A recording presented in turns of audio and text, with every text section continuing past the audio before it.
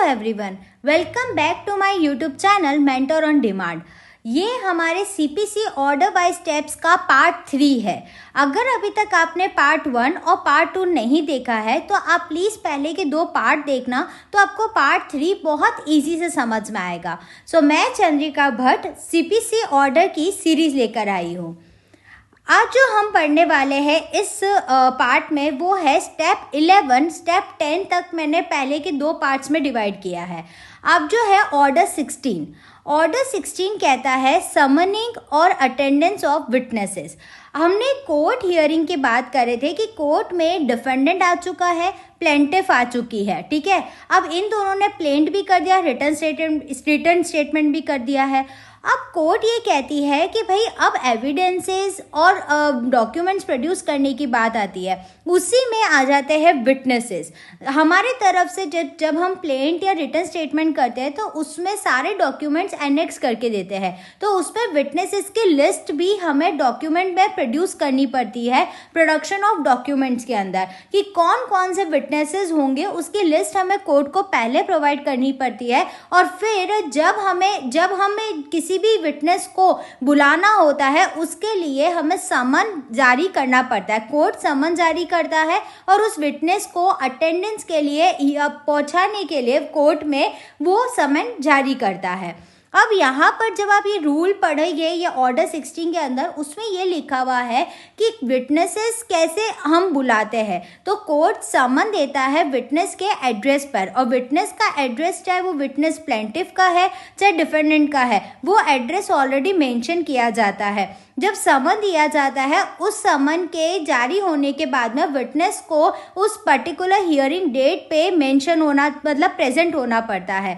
और जो भी अगर विटनेस को कोई डॉक्यूमेंट वगैरह अगर मतलब लाने हैं तो डॉक्यूमेंट की प्रोडक्शन अलग से होता है और विटनेस अलग से काउंट होता है। कभी भी विटनेस डॉक्यूमेंट्स नहीं लेकर आता, ठीक है, ये चीज़ हमेशा ध्यान रखना।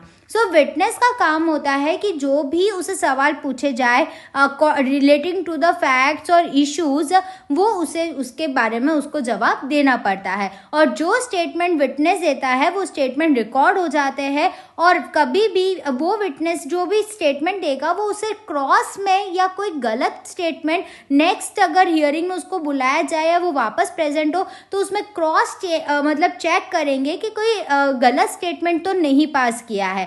सेम स्टेटमेंट्स पास करना बहुत ज़रूरी, इसलिए ऑनेस्ट होना चाहिए, वरना इसमें भी फिर अलग तरीके की हियरिंग्स चालू हो जाती है। फिर उसके बाद में हम देखते हैं कि जो विटनेस है उसको प्रेजेंट होना होता है। अब यहाँ जो है ना इसके अंदर रूल्स आते हैं। अब इसमें जो रूल्स है ना उसमें ये लिखा होता है कि विटनेस, जैसे मान लो अगर कोई डिसेबल है या बीमार है या वो अगर कोर्ट में प्रेजेंट नहीं हो सकता तो क्या किया जाएगा। तो उसके लिए एक कमिश्नर होता है, जो पर्सन कमिश्नर इन चीफ या जो पर्सन होता है उसको कोर्ट जो है वो खुद उस पर्सन को भेजती है वहाँ पर, और उसका स्टेटमेंट रिकॉर्ड करके डॉक्यूमेंट या स्टेटमेंट रिकॉर्ड करके कोर्ट में पेश करती है अगर कभी भी विटनेस जो है वो प्रेजेंट नहीं रह पाते हैं। तो ये एक पॉइंट आपको ध्यान रखना कि एक कमिश्नर पर्सन होता है जो उसमें जाता है, वो आपके रूल में लिखा हुआ है। जो मैं आपको अभी समझा रही हूँ ना वो सब रूल 1, 2, 3 करके उसके अंदर 1 by 1 मेंशन्ड है, इसलिए विटनेसेस का एक अलग रोल होता है और स्पेशली उन्हें बुलाया जाता है और लिस्ट दी जाती है डॉक्यूमेंट्स की तरह से। अब हम आगे बात करते हैं। नेक्स्ट स्टेप आता है स्टेप 12।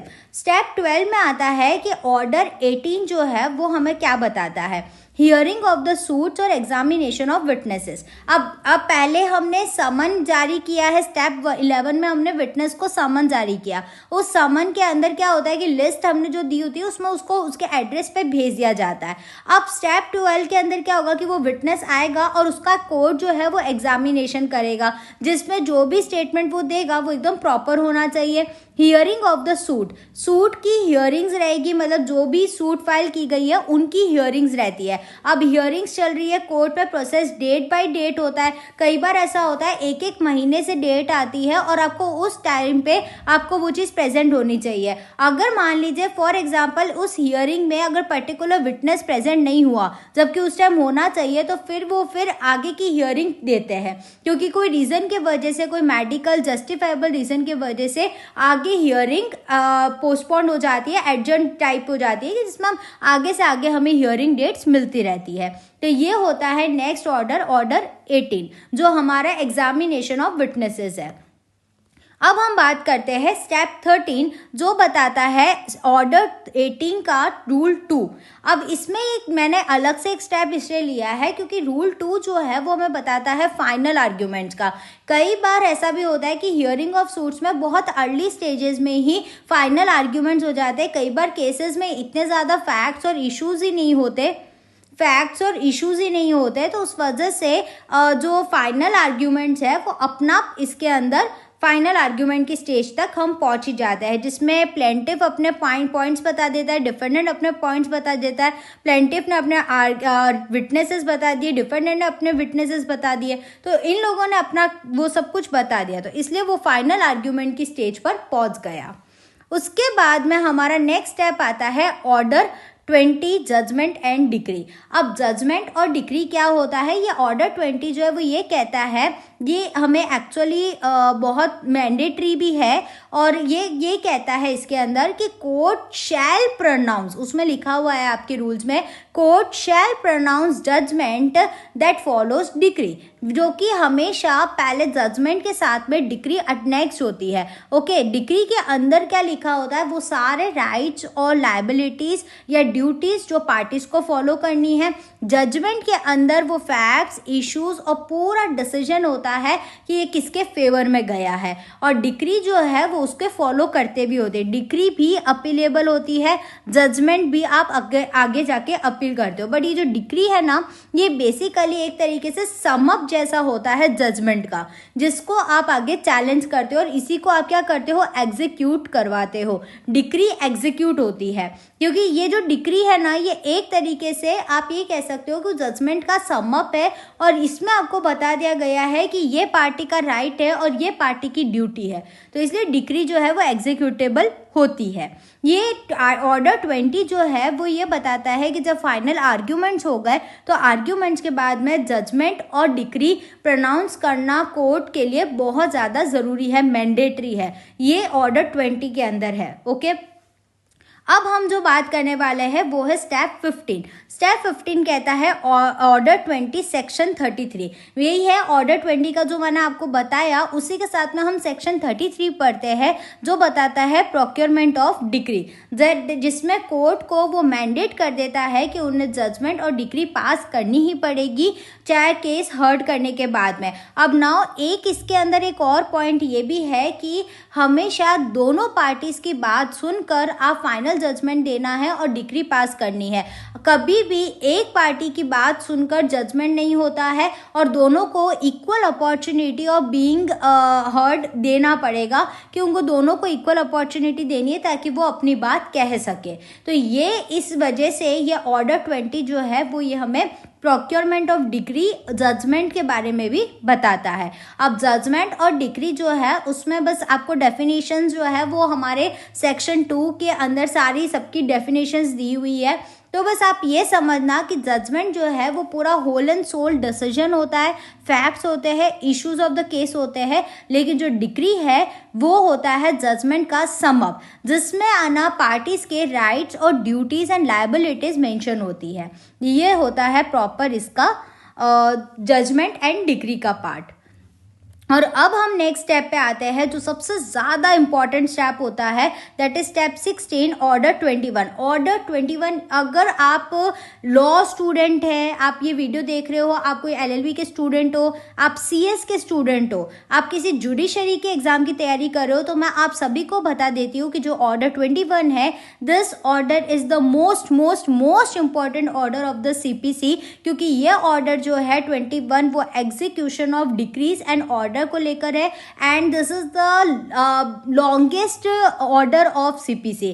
इसमें जो रूल्स है ना, मतलब बहुत सारे रूल्स है, और सबसे बड़ा ऑर्डर है। ये इसलिए सबसे बड़ा ऑर्डर है क्योंकि ये है हमारा असली, हम कहते हैं ना, कोई खाना या कोई डिश होती है, उसका एक सबसे स्ट्रॉन्ग जो इंग्रेडिएंट होता है, जो स्ट्रॉन्ग डिश होती है, उसका जो सबसे इम्पॉर्टेंट पार्ट होता है, वो उसका सबके ऊपर ध्यान होता है कि भाई यार ये यहाँ का फेमस है, ये यहाँ की चीज़ है, वो जो हम कहते हैं, वो वैसा है ना ऑर्डर 21 है। इसमें क्या है ये मैं अब आपको इसको मैं बहुत शॉर्ट में बताऊंगी, क्योंकि इसके लिए तो मुझे एक सेपरेट वीडियो चाहिए, और अगर मुझे लगा कि कुछ अच्छा रिस्पॉन्स आ रहा है तो डेफिनेटली मैं इसके ऊपर एक सेपरेट वीडियो बनाऊंगी कि ये है क्या।